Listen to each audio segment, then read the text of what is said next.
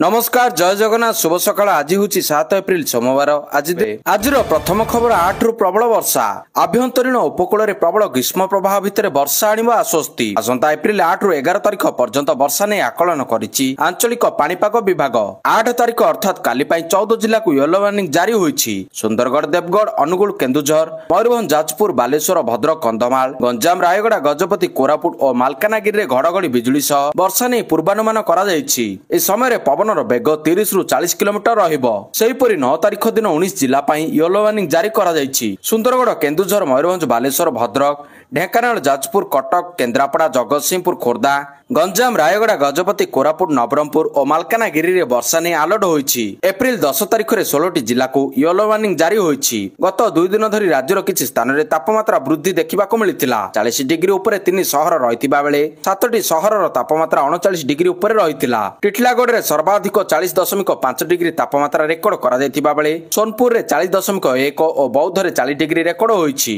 परवर्ती खबर रथकाट चिरोट काम आरंभ। पूरी रथ निर्माण पई आरंभ होला रथकाट चिरोट काम। कटक खपुरिया थिबा सरकारी काठ मिल रे रथकाट चिरोटर शुभ अनुकूल करा जायछि। परंपरा अनुसार राम नवमी रे रथ निर्माण पई जंगल रु आसीतिबा काठ चिरोट काम पारंपरिक भाव रे आरंभ होइताय। चलित वर्ष श्रीमंदिर रु आज्ञामाल आसीबा परे सेवायत मुख्य महाराणा और श्रीमंदिर मुख्य प्रशासकक उपस्थिति रे ए रथकाट चिरोट आरंभ होइछि। सेही भली रथ तयारी पई नयागढ़ और बरगढ़ जंगल रु काठ संग्रह होइछि। 3टी रथ निर्माण पई चलित वर्ष मोट 814 खंड काठ चिरोट हेबाकु थिबा बेले कटक काठ मिल रे पहुंची 261 खंड काठ।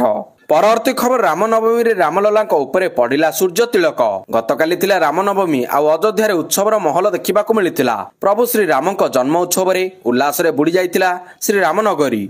दिन 12टारे प्रभु रामक जन्मोत्सव पालन करा जाइछि।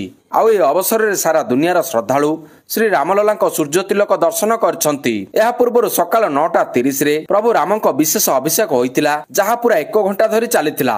एहा परे तांकर भव्य श्रृंगार होइतिला। तेबे सूर्याभिषेकर प्रसारण को सारा दुनिया देखितिला।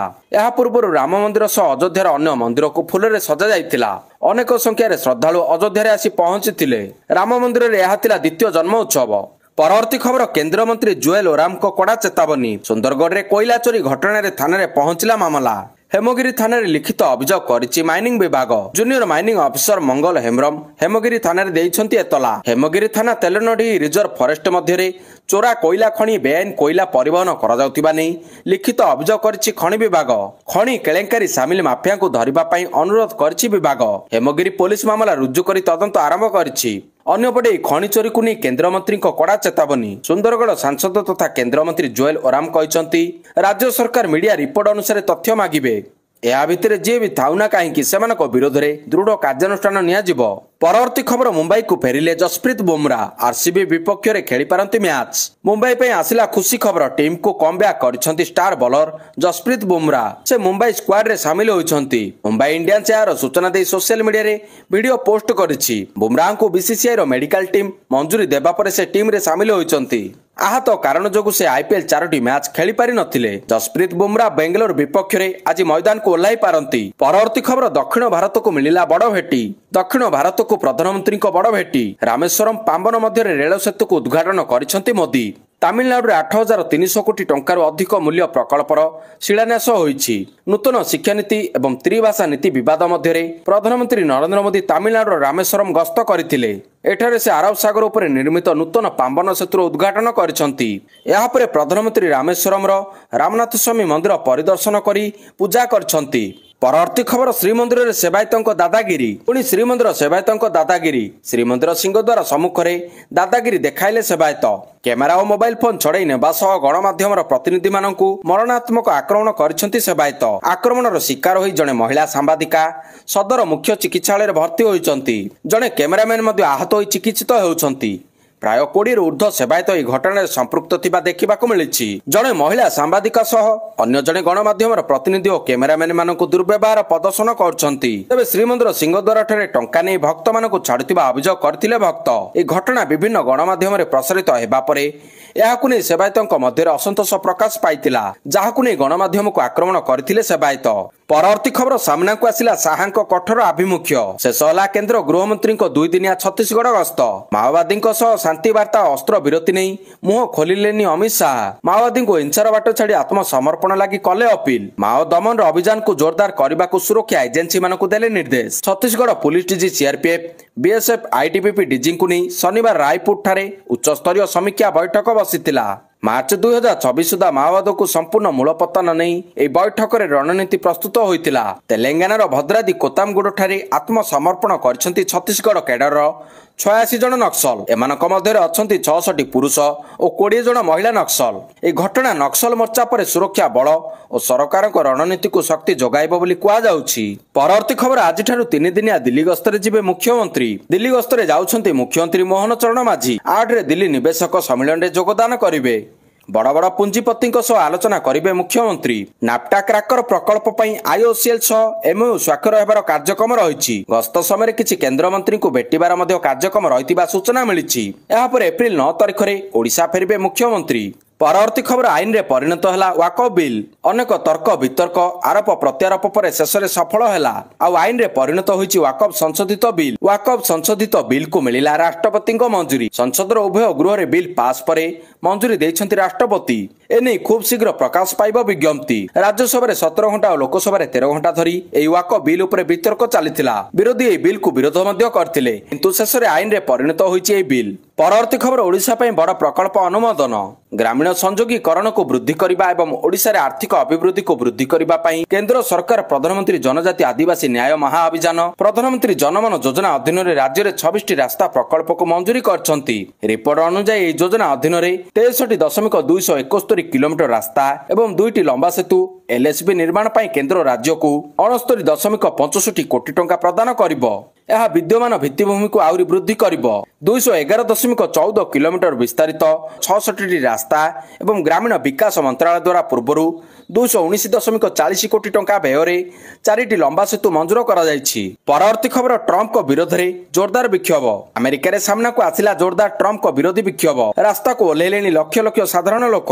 ଆମେରିକାରେ ଟ୍ରମ୍ପ ଓ ମସ୍କଙ୍କ ବିରୋଧରେ ଜୋରଦାର ବିକ୍ଷୋଭ ପ୍ରଦର୍ଶନ ହୋଇଛି। ବିରୋଧ ପ୍ରଦର୍ଶନ ପାଇଁ ରାସ୍ତାକୁ ଓହ୍ଲାଇଲେ ଲକ୍ଷ ଲକ୍ଷ ଲୋକ। ଟ୍ରମ୍ପଙ୍କ ପ୍ରଶାସନ ଓ ମସ୍କଙ୍କ ନୀତିଙ୍କୁ ବିରୋଧରେ ଗର୍ଜିଲେ ଲୋକେ। ଦେଶରେ 1200 ସ୍ଥାନରେ ହ୍ୟାଣ୍ଡସଅପ୍ ପ୍ରଦର୍ଶନ ଆୟୋଜନ ହୋଇଛି। ଆମେରିକାର 50ଟି ରାଜ୍ୟରେ ଡୋନାଲ୍ଡ ଟ୍ରମ୍ପ ଏବଂ ଏଲନ୍ ମସ୍କଙ୍କ ବିରୋଧରେ ବ୍ୟାପକ ବିରୋଧ ପ୍ରଦର୍ଶନ। ହ୍ୟାଣ୍ଡସଅପ୍ ଆନ୍ଦୋଳନ ଦ୍ୱାରା ଆୟୋଜିତ ଏହି ପ୍ରଦର୍ଶନ ଗୁଡ଼ିକ କୋଟିପତିଙ୍କ ପ୍ରଭାବ, ସାମାଜିକ ଯୋଜନାରେ କାଣ୍ଟଛାଣ୍ଟ ଏବଂ ଦୁର୍ବଳ ବର୍ଗଙ୍କ ଉପରେ ଆକ୍ରମଣ ବିରୋଧରେ ପ୍ରତିବାଦ କରୁଛି। ପରବର୍ତ୍ତୀ ଖବର, ଗୁଜରାଟର ହ୍ୟାଟ୍ରିକ୍ ବିଜୟ। ମହମ୍ମଦ ସିରାଜଙ୍କ ଘାତକ ବୋଲିଂ ଓ ବ୍ୟାଟରଙ୍କ ବିସ୍ଫୋରକ ବ୍ୟାଟିଂ। ଗୁଜରାଟ ଟାଇଟନ୍ସ ଦମଦାର ବିଜୟ ହାସଲ କରିଛି। ଆଇପିଏଲ୍ର 19ତମ ମ୍ୟାଚ୍ରେ ଗୁଜରାଟ 7 ୱିକେଟରେ ସନରାଇଜର୍ସ ହାଇଦ୍ରାବାଦକୁ ହରାଇ ସହଜ ବିଜୟ ହାସଲ କରିଛି। ହ୍ୟାଟ୍ରିକ୍ ବିଜୟ ସହ ଶୁଭମନ ଗିଲ୍ ଦଳ ପଏଣ୍ଟ ଟେବୁଲର ଦ୍ୱିତୀୟ ସ୍ଥାନକୁ ଉଠିଥିବା ବେଳେ ହାଇଦ୍ରାବାଦ ଲଗାତାର ଚତୁର୍ଥ ପରାଜୟ ଭୋଗିଛି। ପ୍ରଥମେ ବ୍ୟାଟିଂ କରିଥିବା ହାଇଦ୍ରାବାଦ 8 ୱିକେଟ ହରାଇ 152 ରନ୍ କରିଥିଲା। ଦଳ ପକ୍ଷରୁ ନୀତିଶ ରେଡ୍ଡି ସର୍ବାଧିକ 31 ରନ୍ କରିଥିଲେ। ଏହାର ଜବାବରେ ଗୁଜରାଟ 16 ଓଭର 4ଟି ବଲ୍ରେ 3 ୱିକେଟ ହରାଇ ସହଜ ବିଜୟ ଲକ୍ଷ୍ୟ ହାସଲ କରିନେଇଛି। ଶୁଭମନ ଗିଲ୍ ଅପରାଜିତ 61 ରନ୍ ମ୍ୟାଚ୍ ବିଜୟ ଇନିଂସ ଖେଳିଥିବା ବେଳେ ୱାଶିଂଟନ ସୁନ୍ଦର 49 ରନ୍ର ବିସ୍ଫୋରକ ଇନିଂସ ଖେଳିଥିଲେ। ସେରଫନ୍ ରଦରଫୋର୍ଡ 35 ରନ୍ର ବିସ୍ଫୋରକ ଇନିଂସ ଖେଳିଛନ୍ତି। ପରବର୍ତ୍ତୀ ଖବର, ଅବସର ସମ୍ପର୍କରେ ମୁହଁ ଖୋଲିଲେ ଏମ୍ଏସ୍ ଧୋନି। ଭାରତୀୟ ଦଳର ଲିଜେଣ୍ଡ ବ୍ୟାଟର ମହେନ୍ଦ୍ର ସିଂ ଧୋନି ତାଙ୍କର ଅବସର ସମ୍ପର୍କରେ ଚାଲିଥିବା ଗୁଜବ ଉପରେ ନିଜର ମୁହଁ ଖୋଲିଛନ୍ତି। ନିକଟରେ ଏକ ପୋଡକାଷ୍ଟରେ ଯୋଗଦେଇ ଧୋନି ଏହି ବିଷୟରେ ନିଜର ନିଷ୍ପତ୍ତି ଉପରେ ଖୋଲି ଆଲୋଚନା କରିଥିଲେ।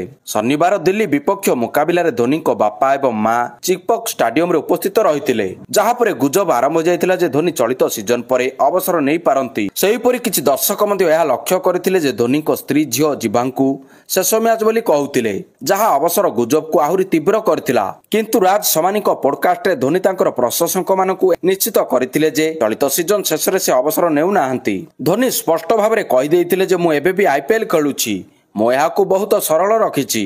ମୁଁ ଏଥିରେ ଆଉ ଗୋଟିଏ ବର୍ଷ ଯୋଡ଼ିବି। ମୁଁ ବର୍ତ୍ତମାନ 43 ବର୍ଷ ବୟସର। ଯେତେବେଳେ ଆଇପିଏଲ୍ 2025 ଶେଷ ହେବ ମୁଁ 44 ବର୍ଷ ହେବି। ତେଣୁ ତାପରେ ମୁଁ ଖେଳିବି କି ନାହିଁ ତାହା ନିଷ୍ପତ୍ତି ନେବା ପାଇଁ ମୋର 10 ମାସ ଅଛି।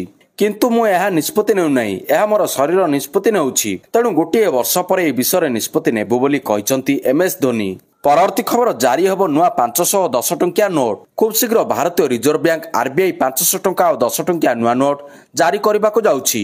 ଏହି ପଦକ୍ଷେପ ଯୋଗୁଁ ନୋଟ୍ 2ଟି କିଛି ଗୁରୁତ୍ୱପୂର୍ଣ୍ଣ ପରିବର୍ତ୍ତନ ହେବ। ଯାହା ଦେଶର ମୁଦ୍ରା ପ୍ରଣାଳୀକୁ ଆହୁରି ମଧ୍ୟ ସୁରକ୍ଷିତ ଓ ସୁବିଧାଜନକ କରିବ। ନୂଆ 510 ଟଙ୍କିଆ ନୋଟରେ ଡିଜାଇନ, ରଙ୍ଗ ଓ ନିରାପତ୍ତା ବୈଶିଷ୍ଟ୍ୟରେ ପରିବର୍ତ୍ତନ କରାଯିବାର ଆକଳନ କରାଯାଉଛି। ତେବେ ଏହି ପରିବର୍ତ୍ତନ ବର୍ତ୍ତମାନର ନୋଟର ମୂଳ ସ୍ୱରୂପକୁ ବଦଳାଇ ଦେବ ନାହିଁ। ପରବର୍ତ୍ତୀ ଖବର, ସିପିଆଇଏମ୍ର ମହାସଚିବ ହେଲେ ଏମ୍ଏ ବେବି।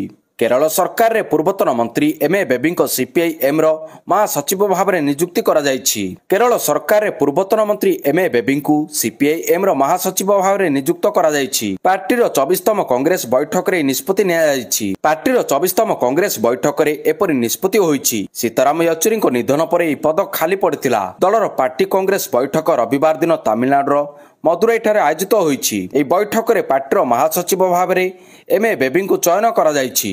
ପରବର୍ତ୍ତୀ ଖବର, କମୁଛି ସୁନା ଦର, ଗ୍ରାହକ ଖୁସି। ବେଶ କିଛି ଦିନ ଧରି ବଢ଼ିବା ପରେ ଏଥିରେ ଲାଗିଛି ବ୍ରେକ୍। 2 ଦିନରେ ପ୍ରାୟ 3000 ଟଙ୍କା କମିଛି ସୁନା ଦର।